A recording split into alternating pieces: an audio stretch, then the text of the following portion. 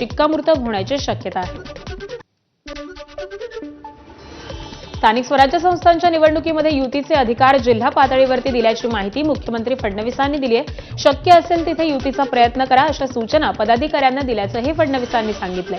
कुठे वेगळे लढलो तरी टीकेची टीका नको असंही पदाधिकाऱ्यांना सांगण्यात आल्याची माहिती मुख्यमंत्री फडणवीसांनी दिली आहे। सकारात्मक अशा प्रकारची परिस्थिती पाहायला मिळते आहे, उत्साह आहे। युतीच्या संदर्भात देखील आम्ही अगदी स्पष्ट निर्देश दिले आहेत की त्याचे अधिकार आम्ही हे सगळे खाली आमच्या जिल्ह्यांना दिलेले आहेत आणि सांगितलं आहे की जिथे शक्य असेल त्या प्रत्येक ठिकाणी युतीचाच प्रयत्न केला पाहिजे। भाजपच्या कोकण विभागाच्या बैठकीमध्ये नेते आणि कार्यकर्त्यांकडून स्वबळावर निवडणुका लढवण्याचा आग्रह करण्यात आला। महायुती म्हणून नको तर भाजप म्हणूनच निवडणुकीच्या मैदानात उतरू द्या अशी माहिती भाजप नेते, पदाधिकारी आणि कर्मचाऱ्यांनी मुख्यमंत्र्यांकडे दिली आहे। दरम्यान मागील सगळ्या पक्षांमध्ये होत असते मागणी होणं हे साहजिक आहे। युती करून पुढे गेलो असतो तर विरोधकांना स्पेस ठेवता येणार नाही, त्याचा आपल्याला फायदा होईल असं देखील मुख्यमंत्र्यांनी म्हटलं।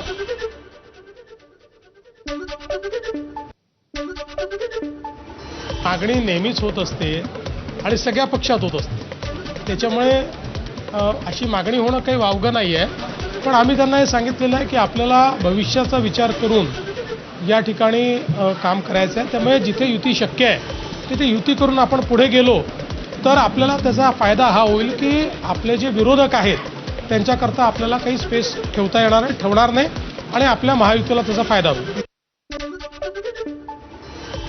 उद्धव ठाकरेंनी एकनाथ शिंदेंचं नाव न घेता त्यांच्यावरती घणाघाती टीका केली आहे। ठाण्यात योगेश कोळी लिखित अनंत आकाश अर्थात आठवणीतील अनंत तरे या पुस्तकाचं उद्धव ठाकरेंच्या हस्ते प्रकाशन झालं। यावेळी उद्धव ठाकरे बोलत होते। हाच आपल्याला दगा देईल असं अनंत तरेंनी आधीच सांगितलं होतं, मात्र अनंत तरेंचं तेव्हा ऐकलं नाही याचा पश्चाताप होतोय असं देखील ठाकरेंनी यावेळी सांगितलं। यासोबतच एकनाथ शिंदेंच्या हेलिकॉप्टर प्रवासावरून देखील ठाकरेंनी जोरदार टीका केली आहे। नाही म्हटलं तरी पश्चाताप होतोय की तेव्हा जर का अनंत तरे यांचं ऐकलं असतं तर आता जरा कुठे गळ्याशी येतंय म्हटल्यानंतर अमित शहाच्या चरणी घाणील लोटांगण करून वाचवा वाचवा म्हणून हंबरडा फोडणारी माणसं दिसली नसती। तेव्हा मला अनंत तरे म्हणाले की साहेब सांगतो तुम्हाला हाच उद्या आपल्याला दगा दिल्याशिवाय राहणार नाही। मी म्हटलं आता जाऊ द्या ना, तुम्ही सगळ्या आहात, कसा काय दगा देईल बघू आपण। आणि जे घडायला नको ते घडलं। शेतात जायला हेलिकॉप्टर काय शेतकरी पंचतारांकित शेती हेलिकॉप्टरनी शेतात जातो। मग इकडे जरा काही मनासारखं नाही झालं तर तिकडे जाऊन हेलिकॉप्टरनी जातो, पण भाजी कापतो का रेडा कापतो माहिती नाही। छत्रपती संभाजीनगरमधील मोर्चा दरम्यान उद्धव ठाकरेंनी सरकारवरती जोरदार हल्लाबोल केलाय। शेतकऱ्यांच्या कर्जाचं पुनर्गठन नाही तर संपूर्ण कर्जमाफी करा अशी मागणी ठाकरेंनी केली। कर्जमाफी केली नाही तर रस्त्यावरती उतरू असा इशारा देखील ठाकरेंनी दिला। तर दिवाळीनंतर प्रत्येक जिल्ह्यातील शेतकऱ्याच्या भेटी घेणार असल्याचं ठाकरेंनी म्हटलंय। कर्जाचं पुनर्गठन करणार, आम्हाला पुनर्गठन नकोय, आजचं मरण उद्यावर नकोय, आम्हाला कर्जमुक्ती पाहिजे। मग आपल्या मुख्यमंत्र्यांनी असं काहीतरी ते बोललेत म्हणे यांना अधिकार काय, मला अधिकार आहे, कारण मी मुख्यमंत्री असताना मी तुम्हाला कर्जमुक्त करून दाखवलं होतं तर हो बोला नाही तर नाही बोला।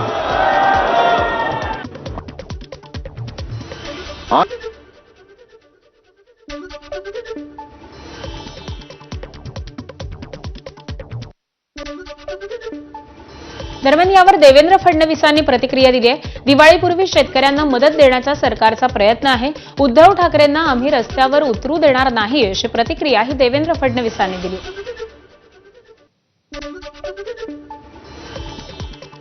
म्हटलं मला मान्य आहे, फार चांगलं आहे, हे विरोधी पक्षाचं काम आहे। भाई याचा अर्थ मदत मिळणार आहे याच्यावर त्यांचा विश्वास आहे। आम्ही जी मदत केली ती पण त्यांना मान्य आहे। आता त्यांचं म्हणणं एवढंच आहे की जर नाही मिळाली तर रस्त्यावर उतरू। आम्ही उद्धवजीला रस्त्यावर उतरू देणार नाही, आम्ही मदत नीट देऊ। निवडणुका जिंकण्यासाठी उद्धव ठाकरे काय, एमआयएम काय, आता पाकिस्तानला देखील सोबत घेतील। तसंच मुंबईत इतके घोटाळे ठाकरेंनी केलेत की त्यांनी स्वतःवरती आसूड मारून घ्यायला हवे, असा टोला हा उपमुख्यमंत्री एकनाथ शिंदेंनी उद्धव ठाकरेंना लगावलाय.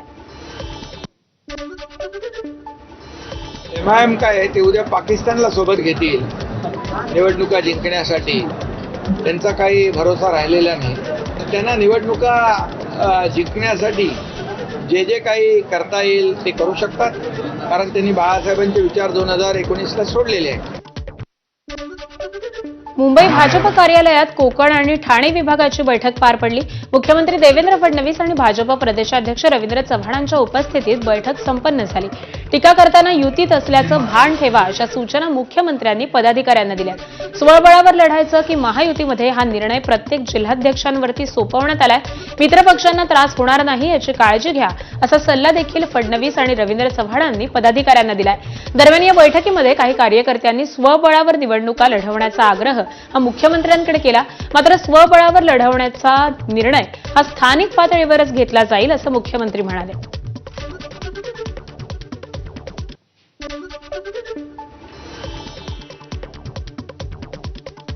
मुंबई महापालिकेने निवडणुकीच्या दृष्टीनं उपमुख्यमंत्री एकनाथ शिंदेंनी प्रभागनिहाय आढावा घेतलाय. कोणतेही हेवेदावे ठेवू नका, सरकारी म्हणून काम करा, सहकारी म्हणून काम करा, जनतेपर्यंत पोहोचा, अशा सूचना ह्या शिंदेंनी पदाधिकाऱ्यांना दिल्यात. माहीम, वडाळा, धारावी, सायन, कोळीवाडा, अणुशक्तीनगर, चेंबूर या विधानसभेचा एकनाथ शिंदेंनी आढावा घेतला. भंडाऱ्यात भाजपनं असल्याचं आपल्याच मित्रपक्षांना म्हणजेच अजित पवारांची राष्ट्रवादी आणि शिंदेंच्या शिवसेनेला चांगलाच धक्का दिलाय. शिंदेंच्या युवा शिवसेनेचे भंडारा गोंदिया लोकसभा प्रमुख जॅकी रावलानी आणि अजित पवारांच्या राष्ट्रवादी काँग्रेसचे माजी नगराध्यक्ष भगवान बावनकर या दोघांनी भाजपमध्ये प्रवेश केलाय. मुख्यमंत्री देवेंद्र फडणवीस आणि महसूल मंत्री चंद्रशेखर बावनकुळे यांच्या प्रमुख उपस्थितीमध्ये आमदार परिणय फुकेंच्या नेतृत्वामध्ये हा पक्षप्रवेश नागपुरात संपन्न झाला. रोज सचिन गायवळवरून रोहित पवार काही ना काहीतरी बोलतायत. काल गायवळला घेऊन त्यांनी थेट मुख्यमंत्री देवेंद्र फडणवीसांवरतीच निशाणा साधलाय. सुजय विखेंसाठी मुख्यमंत्र्यांच्या प्रचारसभेमध्ये सचिन गायवळ व्यासपीठावर असल्याचा आरोप हा रोहित पवारांनी एका व्हिडिओ दाखवत केलेला आहे. मुख्यमंत्र्यांनी भाषणाआधी सचिन गायवळचं नाव देखील घेतल्याचा आरोप रोहित पवारांनी केलाय. निकालामध्ये आपण जर वाचलं तर याच्यामध्ये स्पेसिफिकली दिलंय की पोलीस विभागाला निलेश गायवळच्या विरोधात पुरावे देता आले नाही आणि पोलीस प्रशासन कुठेतरी कमी पडलं, म्हणून त्यांना जो मोका लागला होता, जे तडीपार झाले होते, त्याच्यातून त्यांना सोडण्यात आलं. गुंड्याला सहजपणे पासपोर्ट कसा मिळाला, असा सवालही रोहित पवारांनी उपस्थित केलाय. तानाजी सावंतांचे पुतणे घायवळ यांचे पार्टनर असल्याचा आरोप देखील रोहित पवारांनी केलाय. मात्र रोहित पवार यांचे स्वतः आणि त्यांच्या परिवाराचे फोटो, व्हिडिओ आणि बातम्यांचे क्लिप्स हे देखील व्हायरल करण्यात आले. सहजपणे पासपोर्ट मिळतो. गुंडाच्या भावाला जो सुद्धा एका क्राईममध्ये इन्व्हॉल्ड आहे, त्याचं नाव क्राईममध्ये आहे, त्याला तुम्ही पोलीस हे बंदुकीचं लायसन्स देतं. मग बाकी गरिबांना, सामान्य लोकांना सुद्धा सहजपणे असाच पासपोर्ट द्यायला काय हरकत आहे? ह्या सगळ्या गोष्टी सहजपणे अशाच होत नसतात. त्याला पाठबळ हे सत्तेतल्या लोकांचं लागतं. त्यामुळे धाराशिवमध्ये तानाजी सावंत डायरेक्ट नाही, पण त्यांचा जो पुतण्या आहे, सख्खा पुतण्या आहे, तो तिथं त्याच्याबरोबर पार्टनर म्हणून काम करतो असं आम्हाला समजतंय. निलेश गायवळ प्रकरणामध्ये सखोल चौकशी करणार असल्याचं आश्वासन मुख्यमंत्री देवेंद्र फडणवीसांनी दिलंय. गायवळला अहिल्यानगरमधून पासपोर्ट कसा मिळाला, त्याला निवडणुकीमध्ये कोणाचं काम केलं होतं, इथपासून ते गायवळला पासपोर्ट देण्यासाठी कोणाचा दबाव होता, याचा तपास करणार असल्याचं मुख्यमंत्र्यांनी सांगितलंय.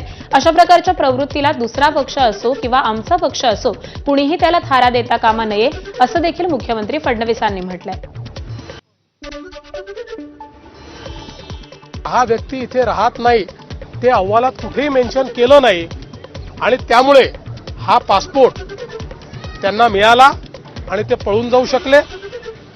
तेव्हा कोणाचा दबाव होता, निवडणुकीत त्यांनी कोणाचं काम केलं होतं, कोणाचा आशीर्वाद होता, या सगळ्या गोष्टी देखील समोर आल्या पाहिजेत. माझं मत अतिशय स्पष्ट आहे. अशा दरम्यान घायवळ प्रकरणावरती मंत्री चंद्रशेखर बावनकुळे यांनी सूचक वक्तव्य केलंय. कोण कोणाचे कॉल आहेत, कोण कोणाशी संबंध आहेत, पोलीस तपासामध्ये समोर येईल. पासपोर्टची शिफारस करताना गुन्हे नाहीत असं कधी सांगण्यात आलंय. कोणाचं सरकार होतं असा सवाल देखील बावनकुळेंनी केलाय. यामुळे बावनकुळेंचा रोख नक्की कोणाकडे आहे हा सवाल देखील आता उपस्थित झालाय. तसंच घायवळला जेरबंद करणं अधिक महत्त्वाचं आहे असं देखील बावनकुळे म्हणाले. पासपोर्टची शिफारस करताना त्यांच्यावर गुन्हेच नाही आहे असं कोणी म्हटलं आहे? मग तेव्हा सरकार कोणाचं होतं? कोण गृहमंत्री होते? पोलिसांच्या चार्जशीटमध्ये साऱ्या गोष्टी येतात. कोण कोणाचे कॉल असतात, कोण कोणाचे फोटो असतात, कोण कोणाची संबंध असतात. त्यामुळं पोलिसांच्या चौकशीत सारं येणार आहे. योग्य वेळी पोलीस कोर्टात जेव्हा मांडतील तेव्हा कळेलच. आत्ता महत्त्वाची प्रायोरिटी काय आहे? जेर बंद करणे आणि तातडीनं गुन्ह्याखाली शिक्षा देणे. याकरता पोलिसांनी कुठली त्या ठिकाणी टाचणीवर सुद्धा त्या ठिकाणी गॅप सोडू नये. जिथे असेल, ज्या पद्धतीने असेल त्या पद्धतीने त्यांना जेरबंद करून त्यांच्यावर त्या ठिकाणी कोर्टामध्ये पूर्ण प्रकरण टिकलं पाहिजे आणि असे लोक जेलमध्ये राहिले पाहिजे. गेल्या विधानसभा निवडणुकीत सांगोल्यामधून शिंदेच्या शिवसेनेचे आमदार शहाजीबापू पाटलांना पराभवाला सामोरं जावं लागलं होतं. या निवडणुकीमध्ये भाजपनं बापूंचा गेम केला का अशी नवीन चर्चा आता पालकमंत्री जयकुमार गोरेंच्या सांगोल्याच्या कार्यक्रमातील एका जाहीर वक्तव्यामुळे सुरू झाली. बाबासाहेब देशमुख यांना आपण मदत केली म्हणून ते आमदार झाले, तेव्हा तर आपण पालकमंत्री देखील नव्हतो असं जयकुमार गोरेंनी वक्तव्य केलंय. तर पुढे बोलताना 2029च्या विधानसभा निवडणुकीमध्ये सांगोल्याचा आमदार हा भाजपचाच असला पाहिजे असं गोरेंनी घोषणा केली. त्यामुळे आगामी निवडणुकीत देखील शहाजी बापूंची आमदारकीची संधी हुकणार का अशा चर्चांना आता उधाण आलंय. कोणतरी म्हणलं जयकुमार गोरे आता पालकमंत्री किती दिवस आहे, आताची टर्म संपलं पुन्हा काय करणार? त्यांना सांगायचंय तुम्ही आमदार होताना जेव्हा जयकुमार गोरेने मदत केली म्हणून आमदार झाला, तेव्हा जयकुमार गोरे पालकमंत्री नव्हता. दरम्यान आमदार शहाजीबापू पाटील यांनी पालकमंत्री जयकुमार गोरेंच्या वक्तव्यावरती मात्र सावध प्रतिक्रिया दिली आहे. निवडणुकीत आपल्याला भाजपनंच मदत केली, चुकून भावनेच्या भरामध्ये पालकमंत्री बोलून गेले असतील असं सांगत गोरे यांच्या वक्तव्याला सांभाळून घेण्याचा प्रयत्न केला. गेल्या निवडणुकीमध्ये आपला पराभव आजारपणामुळे झाला, मात्र 2029 मध्ये सांगोल्याची जागा शिवसेनेकडेच राहील आणि शिवसेनेचाच आमदार होईल असं सांगत पालकमंत्री गोरेंचं वक्तव्य त्यांनी खोडून काढलंय. ते भावनेय भारत असं बोलले तरी भाजपनं मला पाडलास काय मी त्यांच्यावर आरोप करणार. मी अहंकारानं सांगत नाही, पण मी खात्रीनं सांगतो येणारी निवडणूक 29ची ही सांगोल्यात शिवसेनेचा उमेदवार निश्चितपणे निवडून येईल. मनसे अध्यक्ष राज ठाकरेंच्या उपस्थितीत पुन्हा शिवाजीराजे भोसले या चित्रपटाचा ट्रेलर प्रदर्शित करण्यात आला. मुंबईतील लोअर परेड इथल्या पीव्हीआरमध्ये हा कार्यक्रम पार पडला. या कार्यक्रमाला मुख्यमंत्री देवेंद्र फडणवीस हे देखील उपस्थित राहणार होते, मात्र पुण्यातील महत्त्वाची बैठक असल्यामुळे ते उपस्थित राहू शकले नाही. शेतकरी आत्महत्या आणि महाराष्ट्रातील सध्याच्या परिस्थितीवर महाराजांचा दृष्टिकोन यावरती हा चित्रपट असल्याची महेश मांजरेकरांनी माहिती दिली आहे. दरम्यान मनसे अध्यक्ष राज ठाकरेंनी पुन्हा शिवाजीराजे भोसले या चित्रपटाच्या ट्रेलरवरती प्रतिक्रिया दिली आहे. महाराष्ट्राविषयी संवेदना जागा असल्याशिवाय असा चित्रपट तयार होऊ शकत नाही. हिंदी सिनेसृष्टीमध्ये यश चोप्रा तसंच मराठीमध्ये महेश मांजरेकर असल्याचं म्हणत राज ठाकरेंनी मांजरेकरांचं कौतुक केलंय. तर महेश कोठारेंनी महेश मांजरेकरांवरती झपाटलेला 2 हा चित्रपट काढावा असं देखील राज ठाकरेंनी म्हटलंय.